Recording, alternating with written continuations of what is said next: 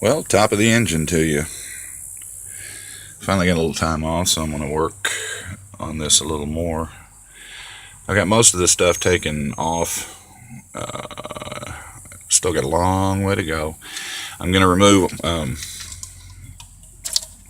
all of the vacuum stuff off the top. See, if you, aside from getting all the dirt and the crud out, so if you look back there next to the intake where the carburetor sits, so the manifold, the whole engine block used to be blue.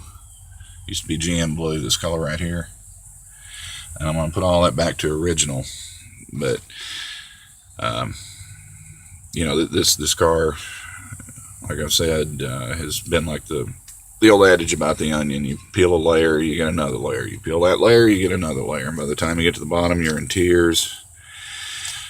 I don't know how this car drove home with the amount of damage that's in this engine and the wires, like this right here, all over the place. The rats have absolutely torn them up. I mean, a lot of them are not broken in two, but that's going to cause at least, you know, voltage drops all over the place. And then the vacuum hoses, a lot of the stuff on these older cars was run by vacuum, and so many of these hoses were either missing or chewed in half.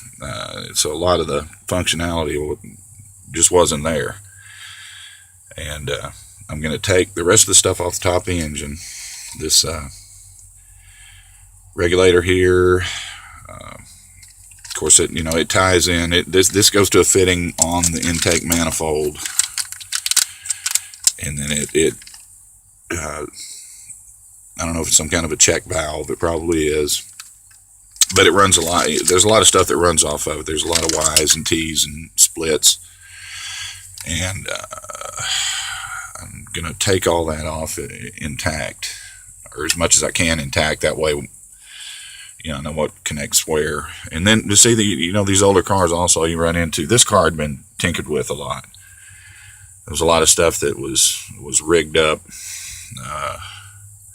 So then on top of that, you got to go back and look at diagrams and make sure that what's there is actually how it's supposed to be. But the thing is, the vacuum systems on these old cars are like like a colander full of spaghetti. It's a big mess. They run all over the place. They're one on top of the other. But if you know what goes where and what they do, and whatever little, what each unit does and what kind of vacuum it needs, there's only two kinds of vacuum. You got your manifold and your ported. But if you know the basic stuff, you can reroute a lot of this stuff. You can rebuild it and make it.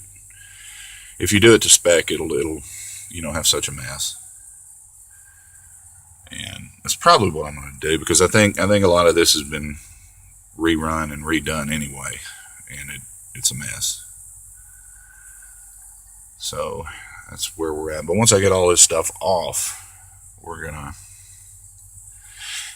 gonna start getting the cleanup done and get the painting done, and then we'll start replacing and rebuilding some of this stuff that's just no good anymore. That's where we're at.